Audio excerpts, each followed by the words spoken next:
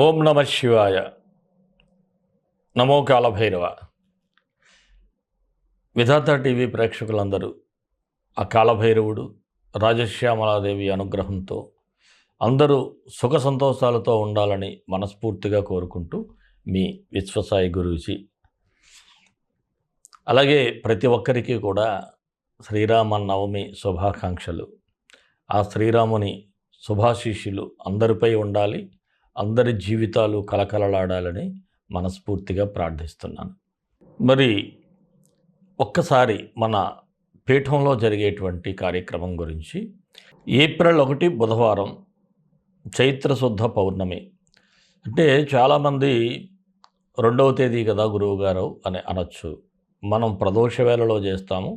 2వ తేదీ ఉదయం 6 గంటల వరకు మాత్రమే పౌర్ణమి ఘడియలు ఉంటున్నాయి. కాబట్టి మనం ముందు రోజే, అంటే బుధవారం నాడు ప్రదోష వేళలో ఈ హోమాన్ని మనం జరిపించటం జరుగుతుంది.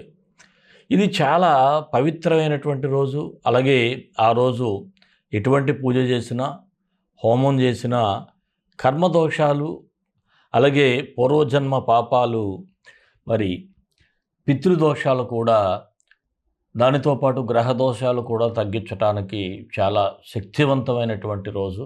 అందువలన ఆ రోజు మనం రాజశ్యామల సమేత కాళభైరవ మహామృత్యుంజయ హోమాన్ని మనం మన స్వర్ణాకర్షణ కాళభైరవ దివ్యక్షేత్రంలో జరుపుతున్నాం.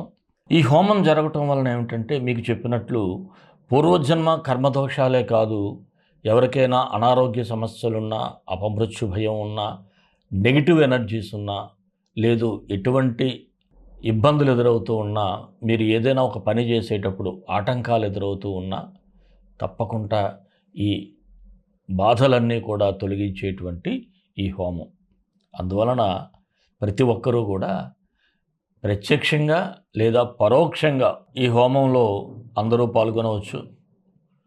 ఈ హోమంలో పాల్గొని సకల శుభాలు పొందాలని మీ గోత్రనామాలు రిజిస్టర్ చేయించుకోండి. స్క్రీన్ మీద ఈ కింద స్క్రోల్ అవుతున్నటువంటి నెంబర్కి రిజిస్టర్ చేయించుకోండి.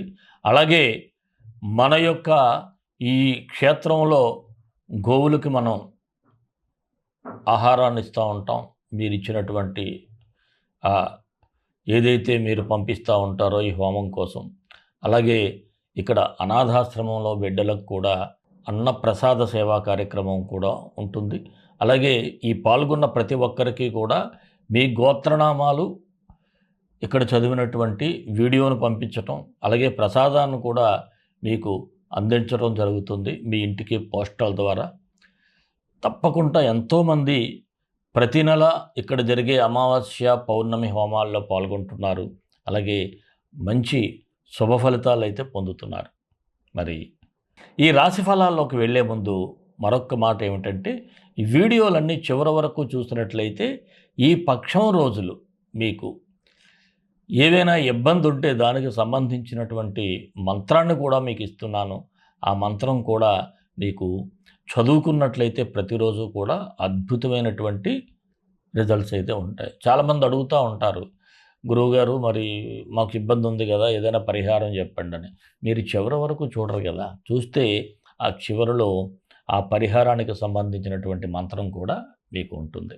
మరి ఆలస్యం చేయకుండా రాశిఫలాల్లోకి వెళ్ళిపోయే ముందు మరొక్క మాట, మన వీడియోలన్నీ మీకు నచ్చుతాయనే భావిస్తాను. మీరు ఒక చిన్న ఎంకరేజ్మెంట్గా ఒక లైక్ చేయండి. ఎవరైనా సబ్స్క్రైబ్ చేసుకోకపోతే మన ఛానల్ సబ్స్క్రైబ్ చేసుకోండి. మీరు అందరికీ షేర్ చేయండి. అందరికీ కూడా ఆ కాళభైరవుని శుభాశీస్సులు ఉండాలని మరొక్కసారి ప్రార్థిస్తూ మరి రాశిఫలాల్లోకి వెళ్ళిపోదాం. ధనస్సు రాశి. ఏప్రిల్ 1 నుంచి 15 వరకు ఈ ధనుసు రాశి వారికి ఎలా ఉంటుంది అంటే, మిశ్రమ ఫలితాలు అయితే ఈ రాశి వారికి కనిపిస్తూ ఉన్నాయి.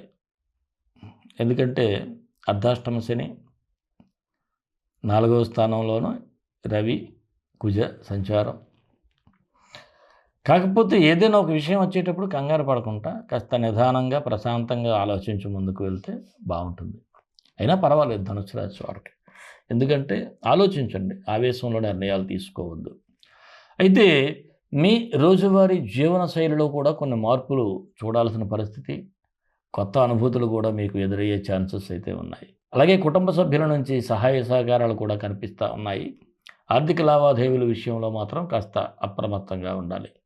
ఇక పరిష్కారం అయిపోయినాయి అనుకున్న సమస్యలకు కొన్ని కొత్త పరిచయాల వలన మొదటికొస్తాయి. ఎందుకంటే కొత్త పరిచయాలు చాలా తీయగా ఉంటాయి. కొత్తగా పాతొక రోత కొత్తొక వింత కదా! అందువలన వారి వింత ప్రవర్తన వలన మరలా గత సమస్యలు తిరిగి తోడేటువంటి పరిస్థితులు కూడా ఉంటాయి. అలాగే విలువైన సమయాన్ని కూడా వృధా చేసుకోకుండా జాగ్రత్తగా ఉండాలి. కొంతమంది మీ సమయాన్ని వృధా చేసే ప్రయత్నం కూడా చేస్తారు. ఇక సెల్ఫ్ డ్రైవింగ్ పట్ల చాలా కేర్ఫుల్గా ఉండాలి. సెల్ఫ్ డ్రైవింగ్ చేసేవారు మాత్రం కొద్దిగా జాగ్రత్తలు పాటించండి. ఇక మీకంటే పెద్దవారితో మాట్లాడేటప్పుడు మాత్రం ఆలోచించి మాట్లాడండి. అంతే తప్ప నోరుంది కదా అని పడిపోవడం కాదు. నోరు పడేసుకుంటే తర్వాత మీరే ఇబ్బంది పడతారు. ఇక కుటుంబ సభ్యులతో నిత్యం ఏదో ఒక కీచులాట పెట్టుకుంటూనే ఉంటారు. అనవసరమైనటువంటి వ్యవహారం, ప్రతిదానికి అడ్వర్స్గా థింక్ చేయటం అది అంత మంచిదైతే కాదు. నిదానంగా వ్యవహరించండి, గుంభనంగా ఉండండి, రిజర్వ్గా ఉండండి, అద్భుతాలు చూస్తారు. గృహ నిర్మాణ ప్రయత్నాలు చేసేవారికి అయితే చిన్నపాటి ఆటంక సూచనలు అయితే ఉన్నాయి. అలాగే కోర్టు సమస్యలు ఉన్న వారికి ఏదైనా తీర్పులు గట్రా ఉన్నట్లయితే మీకు సానుకూలంగా ఉంటుంది. రుణ ప్రయత్నాలు చేసేవారికి అనుకూలంగా ఉంది. వివాహ ప్రయత్నాలలో కూడా కదలికైతే కనిపిస్తూ ఉంది.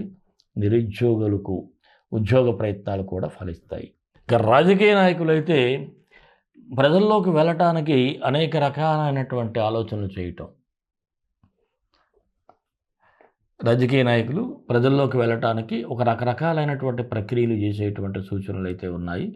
అలాగే ఉద్యోగస్తులు కూడా ఉద్యోగరీత్యా దూర ప్రయాణాలు చేయాల్సి రావటం, మీ పనితీరు పట్ల అంటే మీరు ఏదైతే సమర్థవంతంగా పని చేస్తారో దీన్ని మీ పై అధికారులు మెచ్చుకునేటువంటి సూచనలు కూడా ఉన్నాయి. అలాగే ఒక ఇన్నోవేటివ్గా, క్రియేటివ్గా కూడా మీ పనులు పూర్తి చేయటం మీకు అదొక కలిసొచ్చే అంశంగా చెప్పాలి. ఇక వ్యాపారస్తులకైతే నిదానంగా వ్యాపారాలు సాగుతూ ఉంటాయి. అయితే గతం కంటే కొద్దిగా పుంజుకునే సూచనలు అయితే వ్యాపారస్తులకు ఉన్నాయి. నూతన పెట్టుబడులు పెట్టే ముందు 1కి 10 సార్లు ఆలోచించుకోండి. మీ సమర్థతను బట్టే పెట్టుబడి పెట్టండి. ఎవరినో నమ్మి అయితే పెట్టద్దు. ఇక భాగస్వామ్య వ్యాపారాలు అయితే మధ్యస్థంగా ఉన్నాయి. నూతన ఒప్పందాలు ప్రస్తుతం వాయిదా చేసుకుంటే బాగుంటుంది. ఇక షేర్ మార్కెట్ అయితే దీర్ఘకాలిక పెట్టుబడులకు అనుకూలంగా ఉంది. చిరు వ్యాపారస్తులకైతే లాభాలు కనిపిస్తూ ఉన్నాయి. కళాకారులకు, టీవీ, సినీ ఇతర కళాకారులకైతే ఏదో చిన్న చితక అవకాశాలు కనిపించవచ్చు కానీ పెద్ద గుర్తింపు కలిగినటువంటి విషయం అయితే ఇక్కడ ఏమీ కనిపించటం లేదు. విద్యార్థులకైతే చదువుతారు, కాకపోతే గుర్తుపెట్టుకోవడం కాస్త కష్టం అవుతుంది. మెమరీలో స్టోర్ కాదు. 1కి 4 సార్లు చదవాలి. వీలైతే రాయండి చూడకుండా. అలాగే టెన్షన్ పడకుండా పరీక్షలు రాసినట్లయితే అటెంప్ట్ చేయగలుగుతారు. ఆరోగ్యం అయితే ఈ రాశి వారికి సానుకూలంగానే ఉంది. అయితే గతంలో ఏదైనా దీర్ఘకాలిక సమస్యలు ఉన్నట్లయితే అవి కొంత ఉపశమనం కలిగే సూచనలు కూడా ఉన్నాయి. ఇక ప్రేమికులకైతే మీ మధ్య మూడో వ్యక్తికి చోటు ఇవ్వకుండా ఉంటే బెటర్. ఈ రాశి వారికి అనుకూలమైన తేదీలు 2, 4, 8, 13. కాస్త నిదానంగా వ్యవహరించాల్సిన తేదీలు 6, 11, 15. ఈ ధనుసు రాశి వారు మరిన్ని మంచి ఫలితాల కోసం విశ్వగురు సక్సెస్ మంత్రాలు పఠించండి, విజయాలు సాధించండి. ఈ రాశివారు రవి, కుజ గ్రహాలకు గ్రహ గాయత్రి మంత్రం పఠిస్తే సరిపోతుంది. రవి గ్రహానికి ఓం హ్రీం సూర్యాయ నమః, ఓం హ్రీం సూర్యాయ నమః. కుజ గాయత్రి ఓం లోహితాంగాయ విద్మహే భూమిపుత్రాయ ధీమహి తన్నో కుజ ప్రచోదయాత్. ఈ 2 మంత్రాలు డిస్క్రిప్షన్లో ఇస్తాను. ఒక్కొక్కటి 18 సార్లు ఉదయం, సాయంత్రం. అవకాశం ఉంటే సూర్యోదయం సమయంలో సూర్యభగవానుడికి అర్ఘ్యం ఇచ్చుకొని చక్కగా ఈ ఓం హ్రీం సూర్యాయ నమః అని చెప్పుకోండి. అలాగే వీలైతే సుబ్రహ్మణ్యేశ్వరుని ఆలయానికి కూడా వెళ్ళండి. మంగళవారం పూట ఏదైనా గోవుకి చక్కగా గడ్డి ఇవ్వండి.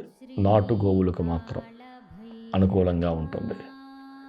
అలాగే అవకాశం ఉన్నంత వరకు ఈ ధనుసు రాశి వారు మాత్రం ఈ చైత్ర శుద్ధ పౌర్ణమి నాడు మన క్షేత్రంలో జరిగేటువంటి ఈ హోమంలో పరోక్షంగా పాల్గొన్న మీకు ఏదైతే మీకు నెగిటివ్ ఎనర్జీస్ అయ్యి ఉన్నాయో, ఇబ్బందులు ఉన్నాయో అవన్నీ తొలగి అద్భుతమైనటువంటి రిజల్ట్స్ వచ్చే ఛాన్స్ ఉన్నాయి. మరి మన ఇష్టదైవం కాళభైరవుడు, కాళభైరవ గాయత్రి. కాళకాళాయ విద్మహే కాళాతీతాయ ధీమహి తన్నో కాళభైరవ ప్రచోదయాత్. సర్వే జనా సుఖినో భవంతు, లోకా సమస్తా సుఖినో భవంతు. దేశం కోసం, ధర్మం కోసం, భారతీయ సంస్కృతి విలువల కోసం పాటుపడదాం. స్వస్తి.